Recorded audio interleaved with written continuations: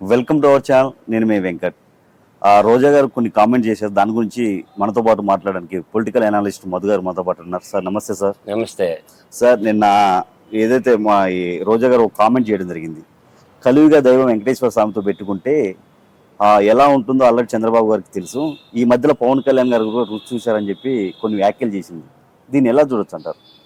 ఇప్పుడు రోజా మాట్లాడే మాటలకి రోజా మాటలు ఎలా ఉంటాయి చెప్పమంట, మనకి డ్రైనేజ్ వస్తుంది కదా, నోరు కాదు అది మోరు అంటారు. ఓకే, నువ్వు మినిస్టర్గా చేసినప్పుడు ఎలా ఉండాలంటే పద్ధతిగా మాట్లాడటం నేర్చుకో. ఇప్పుడు మనిషిని చనిపోవాలని కోరుకోవటం, చిన్న పిల్లవాడి మీద మార్క్ శంకర్ అబ్బాయి ఎక్కడో సింగపూర్లో ఒక సంఘటన జరిగితే దాన్ని వెంకటేశ్వర స్వామికి ముడిపెట్టడం కరెక్ట్ కాదు. అది మానవతా విలువలు లేని వాళ్ళు మాట్లాడేటటువంటి మాటలు. పాయింట్ 1 తీసుకుంటే గోవుల మీద మాట్లాడుతున్నారు.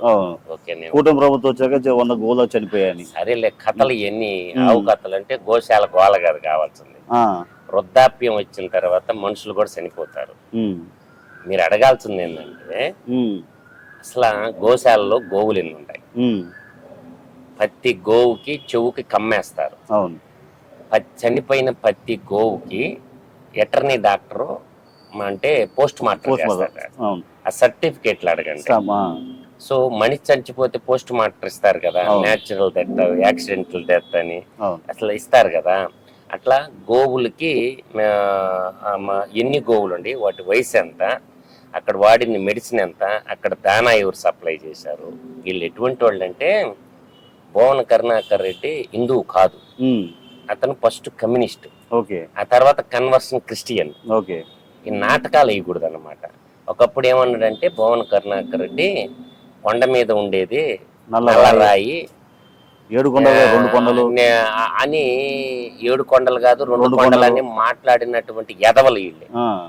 7 కొండ అసెంబ్లీలో రాజశేఖర్ రెడ్డి గారు స్పీచ్ ఉంటుంది చూడండి, తిరుమలలో 7 కొండలు ఎక్కడ ఉండే, 2 కొండలు అన్నాడు.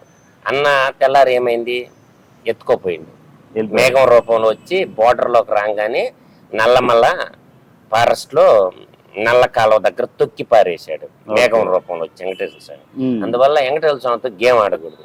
అలాగే వెంకటేశ్వర స్వామి భక్తుడైనటువంటి చంద్రబాబు నాయుడిని క్లైమోర్ మైన్స్ బేల్ని అప్పుడు ఎర్రచందనం స్మగ్లర్లు పెట్టి అది నక్సలైట్ల మీదకి దోశారు. యాక్చువల్ ఆ క్లైమోర్ మోన్స్ పెట్టింది ఎర్రచందన స్మగ్లర్లు పెట్టి, ఆ క్లైమోర్ మోన్స్ ఆ కేసు నక్సలైట్ల మీదకి దోశారు. పెట్టిందేమో ఎర్రచందన స్మగ్లర్.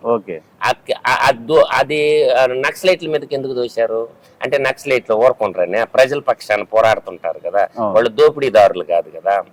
నేననే వ్యాలిడ్ పాయింట్ ఏంటంటే ఒక్కడు గుర్తుపెట్టుకో వెంకీ గారు, ప్రజాస్వామ్యంలో మాట్లాడచ్చు, స్పీచ్ ఉంది, freedom of speech fundamental right లో భాగంగా ఉంది.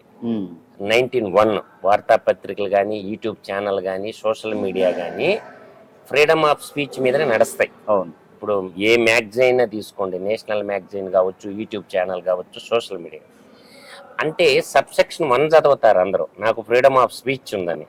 ఫ్రీడమ్ ఆఫ్ స్పీచ్ ఉందంటే ఏదంటే అది మాట్లాడటానికి కాదు. ఫ్రీడమ్ ఆఫ్ స్పీచ్ ఆర్టికల్ 90లో సబ్సెక్షన్ 2 చదవండి. నిన్న గలీజ్ మాటలు మాట్లాడి తప్పు కదా. నేను అనేది ఒకటే గుర్తుపెట్టుకోండి, ఇవాళ వైసీపీ కార్యకర్తలు ఊరు చచ్చిపోవాలి రాష్ట్రంలో, వాళ్ళ సభ్యత్వం ఎలా చచ్చిపోయినారో లిస్ట్ బయట పెట్టమనండి. ఇప్పుడు రాష్ట్రంలో జనన మరణ రిజిస్టర్ ఉంటుంది. అంటే ఈ 10 నెలల కాలంలో వైసీపీ కార్యకర్తలు ఊరు చచ్చిపోవాలా, యాక్సిడెంట్లో చచ్చిపోయి ఉంటారు, వృద్ధాప్యం వయసు చచ్చిపోయి ఉంటారు, ఏదో ఒక వివిధ కారణాల చేత చచ్చిపోయి ఉంటాడు, పుట్టే ఉంటాడు. జనరల్ మేనర్ వైసీపీ కార్యకర్తలు ఎంతమంది చచ్చిపోయారు, ఎలా చచ్చిపోయినారు అని అడిగితే చెప్పగలరా? అంటే శవాల మీద రాజకీయం చేయటం, అంటే వాళ్ళ రాజకీయం స్టార్ట్ అయిందే శవ రాజకీయాలతో. రాజశేఖర రెడ్డి చనిపోయాడు హెలికాప్టర్ ప్రమాదం, శవాన్ని పక్కన పెట్టి సంతకాల సేకరణ చేసి ఇచ్చింది ఎవరు? బొత్స సత్యనారాయణ కదా. ఇప్పుడు ఎమ్మెల్సీలో పెద్దల సభలో ఉన్న గద్దతనే కదా, ఆ రోజు బొత్స సత్యనారాయణ కదా శవం పక్కన పెట్టి సంతకాలు. అంటే 2019 ఏ శవంతో ఆడుకున్నారు? బాబాయ్ శవంతో ఆడుకున్నారు. తర్వాత కోడికత్తి డ్రామా చూసాం, మొన్న 2024లో గులకరాయి డ్రామా చూసాం. శవం ఎక్కడ కనపడదని ఎదురు, అది మనుషుల సేవ అయినా కావచ్చు, పశువుల సేవ అయినా కావచ్చు, శవ రాజకీయాలు నడవు. ఒకవైపు మత రాజకీయాలు, మరోవైపు శవ రాజకీయాలు, మరోవైపు కుల రాజకీయాలు. ఇది ఎంతవరకు శ్రేయస్కరం కాదు. ఎప్పుడైనా సరే ప్రతిపక్షం ఎలా ఉండాలంటే కరెక్ట్గా వేయాలి పంచి, అధికార పక్షాన్ని ఇబ్బంది పెట్టాలి. అది ప్రతిపక్షం అంటే. ప్రతిపక్షం పాత్ర ఏం పోషించాలంటే అధికార పక్షాన్ని ఇబ్బంది పెట్టాలి. ఏ అయితే ఉందో నువ్వు ఇలాగాది మాట్లాడాల్సింది మీరు ఈ ఎలక్షన్ లో ఈ హామీలు ఇచ్చారు, వీటిని నెరవేర్చండి, డిమాండ్ చేయండి, తప్పు లేదు, అందరూ అక్సెప్ట్ చేస్తారు. అదే విధంగా నేను ఒక మాట చెప్తాను ఇంకీ గారు, మనకి ఆంధ్ర రాష్ట్రం అంటే మద్రాస్ ప్రెసిడెన్సీలో ఉన్న రాష్ట్రం ఆంధ్ర రాష్ట్రం. అది ఒక పాయింట్ గుర్తుపెట్టుకోవాలి. రెండో పాయింట్, ఇది హైదరాబాద్ రాష్ట్రం. హైదరాబాద్ రాష్ట్రం వేరు, ఆంధ్ర రాష్ట్రం వేరు కదా.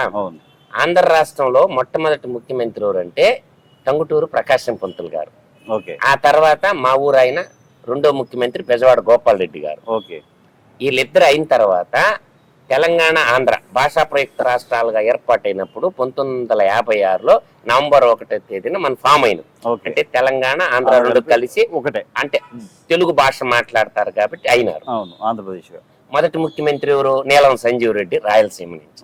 రెండో ముఖ్యమంత్రి ఎవరు? దామోదరం సంజీవయ్య గారు, ఆయన రాయలసీమ నుంచి. తర్వాత మళ్ళీ అగైన్ నీలం సంజీవ్ రెడ్డి. ఈ ముఖ్యమంత్రుల పరంపర మనం చూసుకుంటా వస్తే తెలంగాణ నుంచి పివి నరసింహరావు ముఖ్యమంత్రి అయ్యాడు, ఎంగళరావు ముఖ్యమంత్రి అయ్యాడు. ఆంధ్ర నుంచి కాసు బ్రహ్మానంద రెడ్డి ముఖ్యమంత్రి అయ్యాడు గుంటూరు జిల్లా నుంచి. ఎన్టీ రామారావు గారు 83లో తెలుగుదేశం పార్టీ అంటే 82లో పార్టీ పెట్టి 83లో అధికారంలోకి వచ్చాడు. 9 నెలల్లో అధికారంలోకి వచ్చాడు. తెలుగు ప్రజల ఆత్మగౌరవ నినాదంతో వచ్చాడు.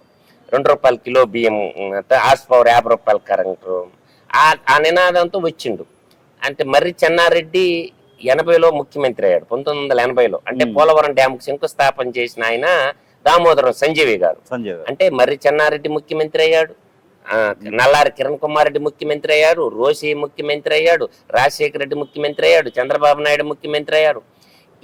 నేను అనేది ఎందుకు చెప్తున్నానంటే జలగం వెంగళరావు కానీ, మన తెలంగాణ నుంచి వచ్చి మర్రి చెన్నారెడ్డి కానీ, టంగుటూరు అంజి బీడీఎల్ కార్మిక నాయకుడు, ఆ తర్వాత పివి నరసింహ, వీళ్ళందరూ. పివి నరసింహరావు దేశ ప్రధాని కూడా అయ్యాడు, మన తెలుగు బిడ్డగా. నంద్యాల అంటే రాయలసీమ నుంచి గెలిచి ఎన్టీ రామారావు పోటీ కూడా పెట్టాల, మన తెలుగు కూడా ప్రధానమంత్రి అవుతున్నాడు. నేను అనే వ్యాలిడ్ పాయింట్ ఏంటంటే ఆ ముఖ్యమంత్రులు ఏ ఒక సంక్షేమ పథకాలు పెట్టండ్రా? చాలా మంది పెట్టారు కదా. ఆ సంక్షేమ పథకాలు జగన్మోహన్ రెడ్డి కొనసాగించిండా? లేదు. అంటే నువ్వే పోటుగాడివా ఏంది? గతంలో కోట్ల విజయ భాస్కర్ రెడ్డి, జలగం వెంగళరావు, తర్వాత నేను చెప్పిన చూడు మన దళిత జనోద్ధారకుడు దామోదరం సంజీవయ్య గారు పెదపాడు గ్రామంలో, ఈ రోజు కూడా తెలుసు ఆయన ఇల్లు ఎలా ఉంటుందని. వీళ్ళందరూ సంక్షేమ పథకాలు పెట్టుకుంటా వచ్చారు కదా. వాళ్ళ కాడికి పోటుగాడివా? వాళ్ళ పథకాలు నువ్వు ఎందుకు కొనసాగించలేదు? ఈడనేది అనేది ఈడు పెట్టిన పథకాలు ఇంప్లిమెంటేషన్ చేయాలని. ప్రతి ముఖ్యమంత్రికి ఒక విధానం ఉంటది, వాళ్ళ పథకాలు. ఇప్పుడు అభయాస్తం అని ఒక ప్రోగ్రాం ఉండేది, నువ్వు ఇంప్లిమెంటేషన్ చేసిన కిరణ్ కుమార్ రెడ్డి తీసుకొచ్చాడు. అట్లా ప్రతి ముఖ్యమంత్రి వాళ్లకు సంబంధించిన పథకాలు ఉంటాయి, అవి 5 ఏళ్ల కాలంలో ఇంప్లిమెంటేషన్ చేస్తారు.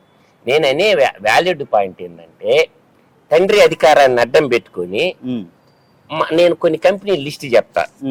ఈ కంపెనీలన్నీ ఎలా వచ్చినాయి, అంతకుముందు ఎందుకు లేవు? ఇన్ని కంపెనీలు పెట్టినటువంటి వాడు ఇంకొక రాజకీయ నాయకుని భారతదేశ చరిత్రలో నాకు చెప్పమనండి. జగతి పబ్లికేషన్ ఏంటి?